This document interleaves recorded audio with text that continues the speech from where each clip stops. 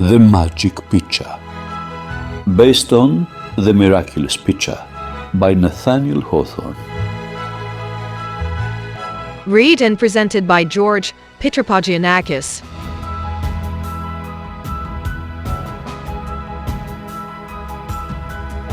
In times long ago, the people believed there were many gods. These gods lived on top of a high mountain called Mount Olympus. But they didn't always stay on top of the mountain. Sometimes they came down and walked the earth. When they did, no one knew them. They came as people, not gods. In those faraway days, there was a village where the people were well known for the cruel way they treated strangers. I am weary and hungry from my travels. Can you tell me where I might find a crust of bread? Not here, stranger. We have no bread for beggars.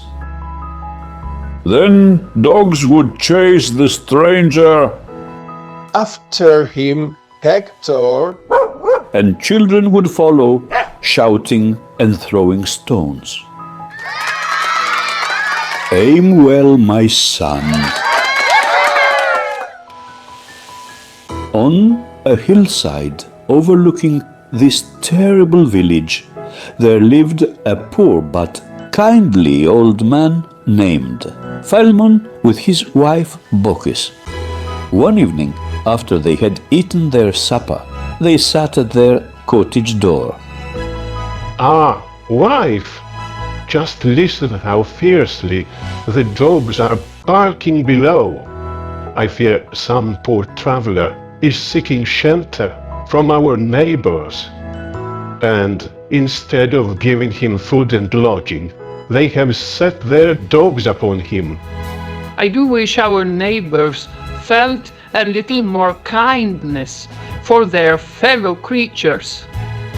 To tell you the truth, wife, I should not wonder if some terrible thing were to happen to all the people in the village, unless they mend their manners.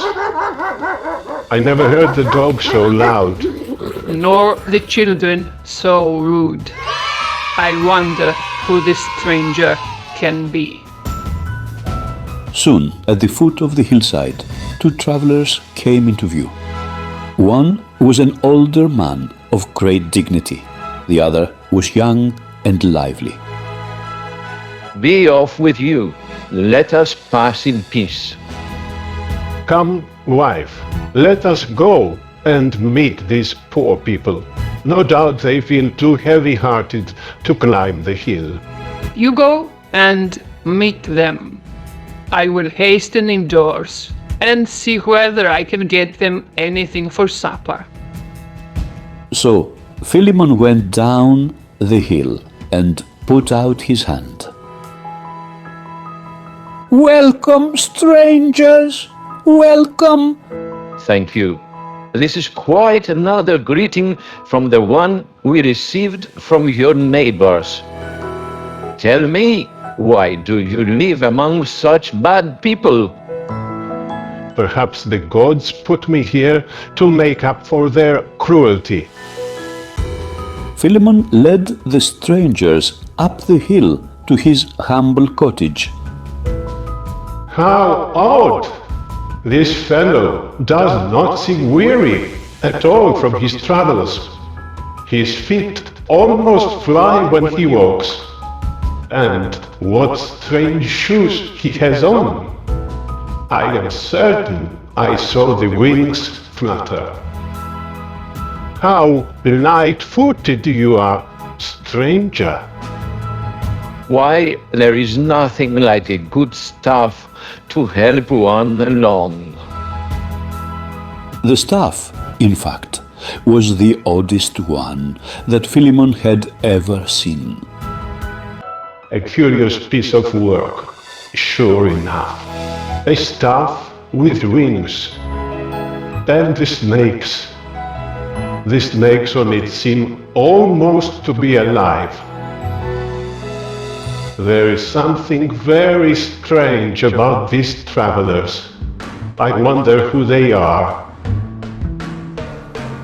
Soon they came to the cottage. Sit down, good friends, and rest yourselves on this bench. We are poor folks, my wife and I, but you shall be welcome to whatever we have in our cupboard. Thank you. You seem to be as good as your neighbors are bad. As the young stranger sat down, his staff fell to the ground. But a moment later, How can this be? The staff is getting up by itself. spreading its little wings, it half hopped and half flew towards the cottage, where it leaned itself against the wall.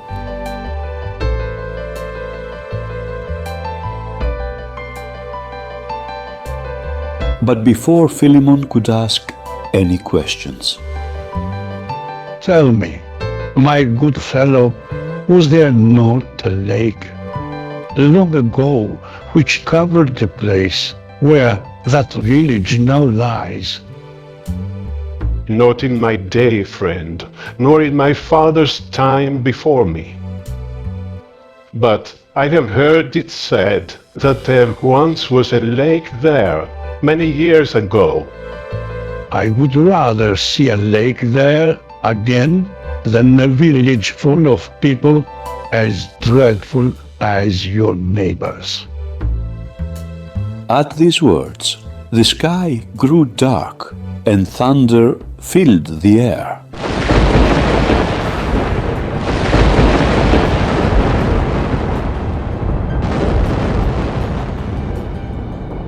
How odd! A moment ago, the sky was clear, but now I think it is going to storm. No, friend, I think you are mistaken. As the stranger smiled, the sun shone again, and the thunder ceased. Truly, this is no ordinary person. Philemon was curious now about his strange guess. Tell me, my young friend, by what name shall I call you? Well, I am very nimble, as you see, so you may call me Quicksilver. Quicksilver, that is an odd name. And your companion? Has he a strange name too? You must ask the thunder to tell you his name. No other voice is loud enough. At these words, the sky grew dark again, and the air was filled with thunder. What can this mean? Who are these strangers? Just then, Baucis came to call them in to supper. There is not much that I can offer. Had we known you were coming, we would have gone without a morsel, so that you might have eaten better. Do not trouble yourself, my good dame. A little kindness and a hearty welcome can make the plainest food seem like a feast. As the strangers went into the cottage, Quicksilver's staff went hopping after. Look at that! The staff moved by itself. Husband! I know, and that is not all that has been happening. Quicksilver sat down at the table. His staff came hopping along behind him and leaned against his chair. There is something odd about these strangers. The younger one has wings on his heels, and his hat, and his staff, and the older one is so solemn, he hardly says a word. As Baucis had said, there was but a scanty supper for the two hungry travelers. We would starve for a week to come, if by doing so we could give you a morsel more. Nay, good mother, worry not. This is a feast, an absolute feast. Baucis poured a bowl of milk for each guest. Oh dear, this is not much milk for two thirsty travelers. The two guests drank their milk at once. A little more milk, kind Mother Baucis, if you please. I am so sorry and ashamed, but the truth is, there is hardly another drop in the pitcher. Quicksilver took the pitcher by the handle. Why, it appears to me that there is certainly more milk in here. He proceeded to fill not only his own bowl, but his companion's bowl as well. It must be magic.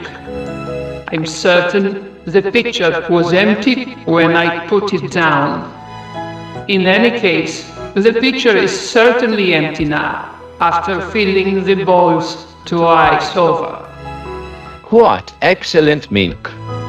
I really must ask you for a little more. I would gladly give you more if there were more to give, but this time the pitcher is empty for sure. Baucis turned the pitcher upside down to show that it was empty. But oh my! the milk flowed from the bowl onto the table. The two snakes stretched their heads and lapped up the spilled milk.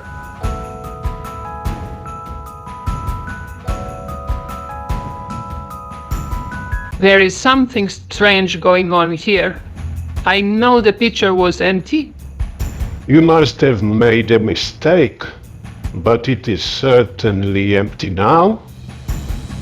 Excuse me, but could I trouble you for a slice of your delicious brown bread? Certainly.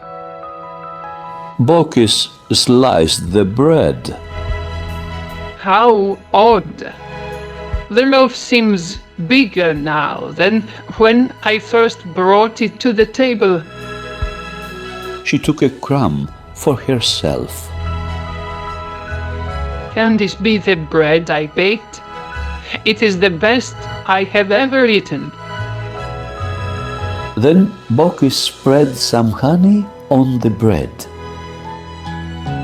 Can this be the same honey that we ate this morning? I have never tasted better. And she cut off a little slice of cheese. Can this be the same cheese that we ate this morning? I have never tasted better. Ah, husband, this is indeed a day of wonders. Baucis now handed each guest a bunch of grapes. They are small and not too sweet, I fear, but whatever we have is yours. Quicksilver ate one grape after another. No need to apologize, Mother Baucis. The grapes are delicious. The more he ate, the more he seemed to have. The grapes were small and sour a moment ago, but now they are large and juicy. Baucis tasted one. Can these be the same grapes that we picked from our old vine? I have never tasted better. And now, dear people, one more cup of your delicious milk, and I shall have supped better than the prince. This time, Philemon picked up the pitcher. I am sorry, good friends, but there cannot possibly be a drop of milk left. He looked inside it, just to be sure. What's this? A fountain of milk is bubbling up from the bottom. The pitcher filled itself to the brim before his very eyes.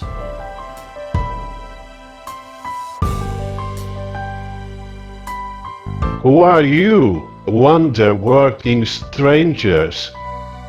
Your guests, good Philemon, and your friends. For the kindness you have shown us this day, may your pitcher never be empty so long as you both shall live. But I do not understand how a fountain of milk could have gotten into this pitcher of ours. No doubt, it's the work of my staff. It's always playing odd tricks. By now, it was time to sleep. The old couple gave their sleeping room to their guests and slept on the floor. But during the night... Philemon, Philemon, wake up. What is it? I hear the sound of rushing water. Listen. Why, I do believe you are right. It does sound like rushing water, but go to sleep now, wife. In the morning, we will find out what has happened. The next morning, they were up early, and so were their guests. Will you eat breakfast with us? Nay, good friends, we must leave at once. We have a long way to travel. Come then. We will show you the road to the village. But when they came out and looked towards the valley... The village is gone. Where did that lake come from?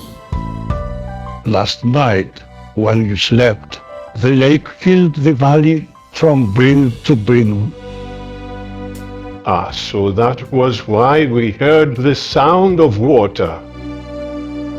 Alas, what has become of our poor neighbors? Poor neighbors, indeed. They were as heartless and cold-blooded as fish, so they have all been changed to fish.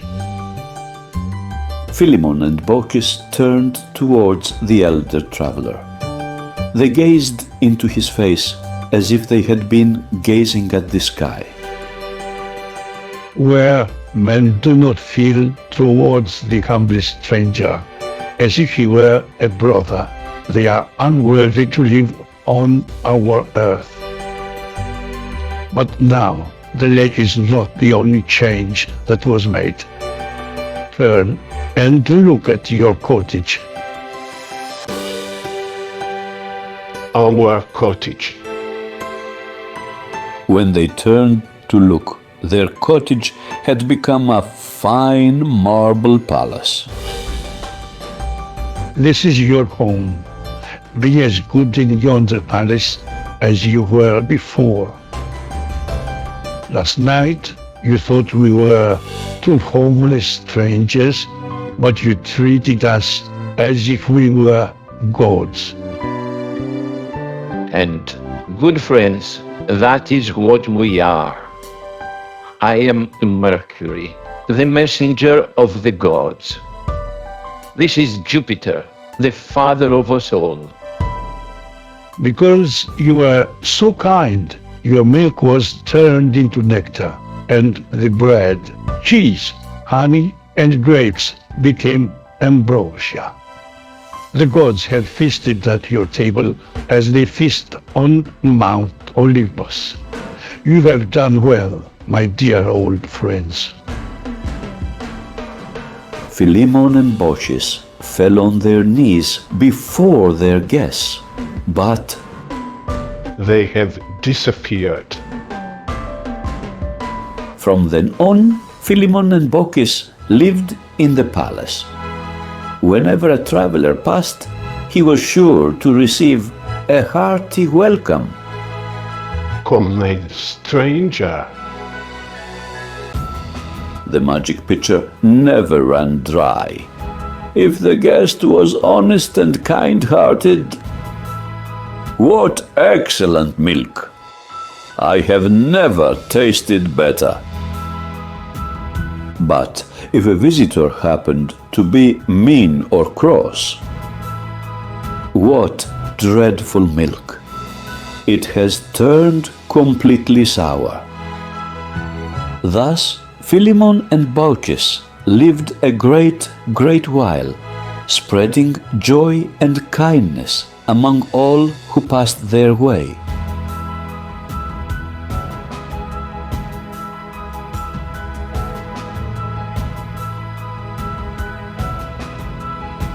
The end.